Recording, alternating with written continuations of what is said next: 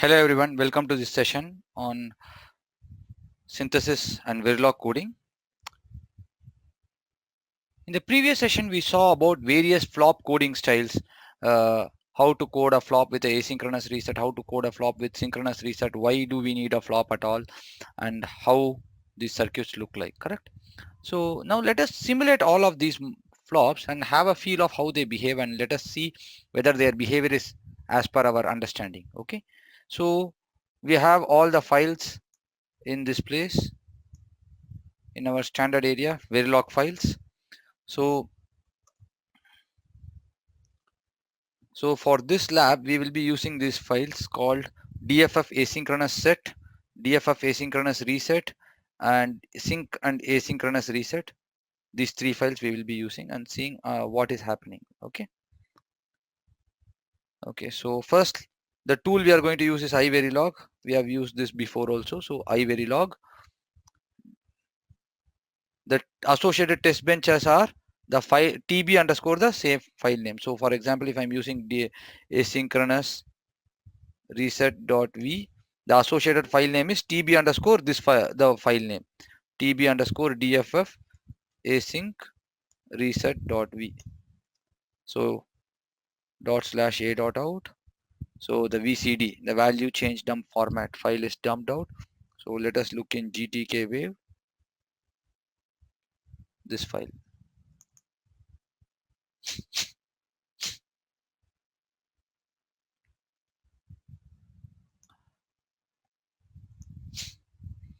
So we have our clock, d, q, and asynchronous reset. Let's see how it behaves. See, clearly note this. This is a beautiful observation here. Look at this point. Let me zoom in there. See, clearly the reset went low much before the clock. But anyway, previously also the reset was. So let us look at the other point. Okay.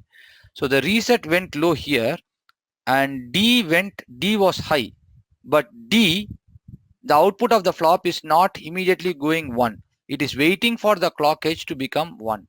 So the D is aligned with the clock.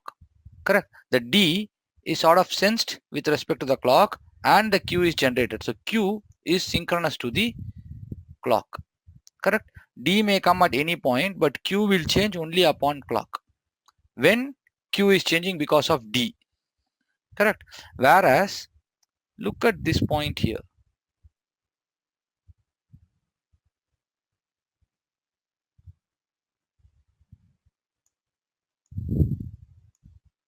Look at this point here.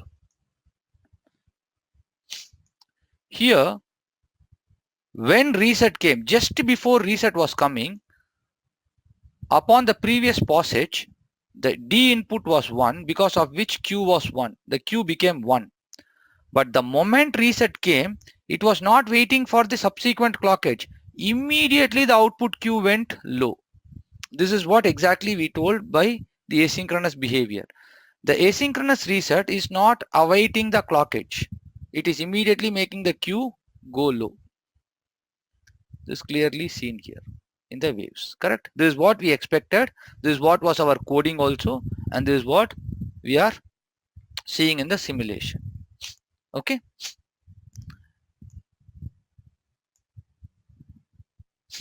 Okay. Next, we will look at the asynchronous set. So the file name is async set. The associated TB is the same. TB is the prefix to this same file name, async underscore set.v slash a dot out. We have the VCD file. So gtk wave dot slash tb underscore dff async set dot vcd. So here it's going, the output is going to go 1. That is the difference between the asynchronous reset and the asynchronous set. We have the D, we have the clock.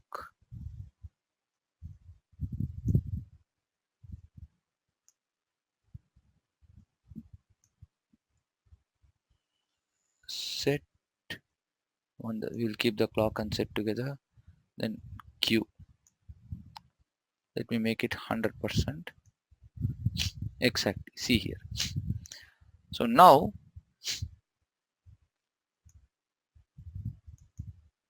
I'm zooming in on this point. See clearly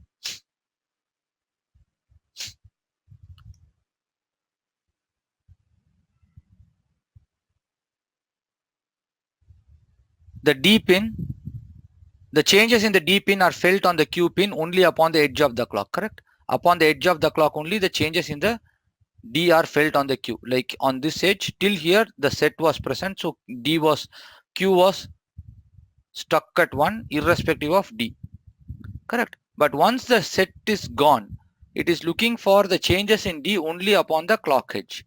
So upon clock edge D is 1, so it's coming here. Upon clock edge D is 0, so Q is going 0 here. Upon clock edge D is 1, so Q is going 1 here. This is how upon clock edge here the D is 0. Upon clock edge here also the D is 0. So 2 clock cycles we are seeing D is 0, and the next clock cycle we are seeing D to be 1, so Q is going 1 here, correct? Now let us go to the place where set is coming. See clearly here, this is the clearly the asynchronous set behavior, correct? See, look at this. My clock edge came here, my asynchronous set is coming here. Now irrespective of the asynchronous set, irrespective of my clock, the asynchronous set is making Q go 1 and it is continuing to be 1 here. See, upon this clock edge, when asynchronous set is high, the Q is not affected by the D. See, D is low here, but the fact that asynchronous set is 1, my output is simply following the asynchronous set. It is not following the clock and not following the D. It is simply following the asynchronous set till set is present. Till the time asynchronous set is present, the output will be 1 only. The asynchronous set goes low here, and only then again with respect to the clock edge, the output is following D again. The two pause edge of the clock, because we have coded pause edge of clock, correct? Always at pause edge. In case we want a neg edge flop, we have to use always neg edge clock instead of pause edge clock. Okay. Now let us look at the synchronous reset behavior. So the file for that is, and the TB will be dff syncres.h. So gtk wave,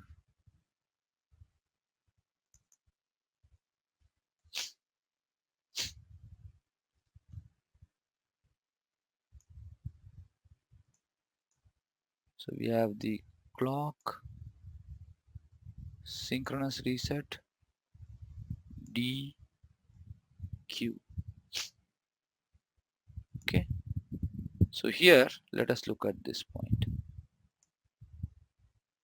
See, these are beautiful observations. See here, see here, exactly.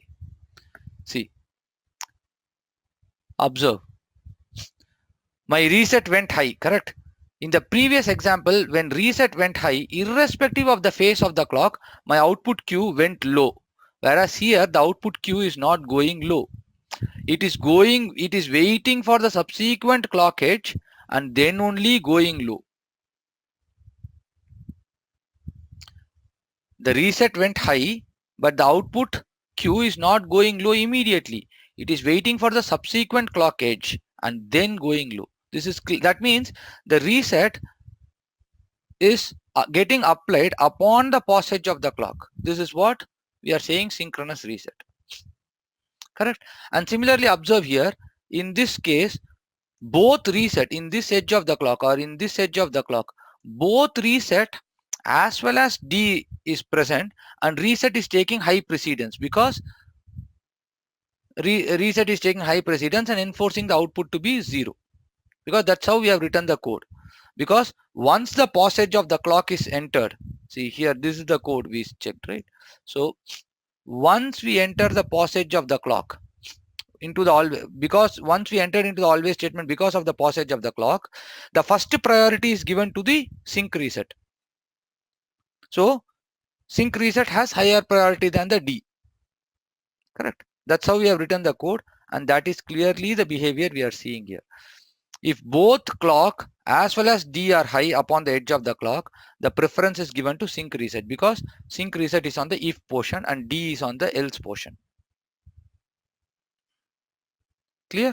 So we have seen how the synchronous reset, asynchronous set, all these things are written, and we also simulated and ensured that their behavior in simulation is matching. Okay. Now we will synthesize these circuits and see what is happening.